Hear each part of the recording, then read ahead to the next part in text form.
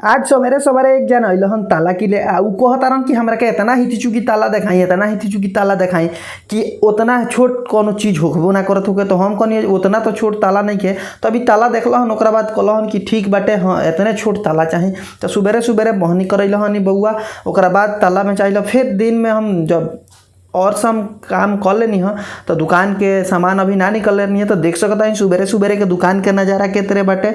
और सुबह हो गई सटे हम दुकान पर पहुंच गए और सुबह ही भाई साहब ताला के आ गए। ओकरा बाद चलनी हम दुकान रेडी करके घरे अब वीडियो शूट करे के हमारा दूसरा चैनल खातिर ताले देखिए हमार भांजा संगे संगे रहता। और ओकरा बाद फिर चलनी है वीडियो शूट करके नौका दुकान पर। नौका दुकान पे आनी है तो ये हमारे ज्ञानी भाई, और ज्ञानी भाई देख सकता नहीं मोटरसाइकिलो रिपेयरिंग करेलन।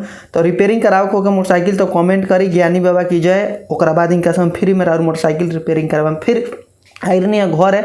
देख सकता नहीं बारिश हो गई सटे, हालत तो पूरा खराब हो गई बा ई गाड़ी के बारिश में लेके चलावे में। ओकरा बाद कोनो बात नहीं है का करेम, जब तकले सड़क नहीं है तब तकले तो ऐसा ही चल ही के पड़ी। तो देख सकतानी हम कितना खतरनाक सिचुएशन से गाड़ी ड्राइव करतनी और पीछे से एक आदमी वीडियो रिकॉर्ड भी करते सटे। ओकरा बाद फाइनली फिर आनी सन नौका दुकान पे।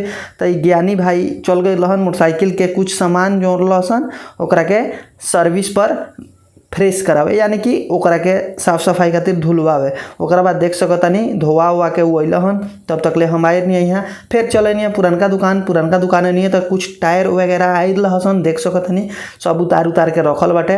अब बारिश के मौसम मतलब सटे तो वही से सब एने अंदर रख दल गई सटे कि बारिश में दोबारा से भीज ना जाए। कैसे कि बारिश आ गई सटे वो गाड़ी वाला भैया लो हलो, तब तक ले बारिश में इस टायर पर हल्का हल्का पानी गई, तब तक ले जल्दी उतार के अंदर रख देनी सन।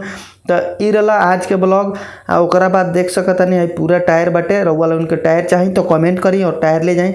फिर देखी दूसरा गाड़ी से एक और सामान आ गई है जौन की देख सकतानी ई चाचा लो ई रिक्शा से सामान लेके आई रहा, और ई रिक्शा से सामान आई लटे तो फिर इहो सामान उतरवावे के सटे। काहे से कि बारिश के मौसम मतलब सटे तो जल्दी इहो लोग सामान उतारे लागल हटे, ना तो देर हो जाए तो फिर बहुत दिक्कत हो जाए। तो देख सकते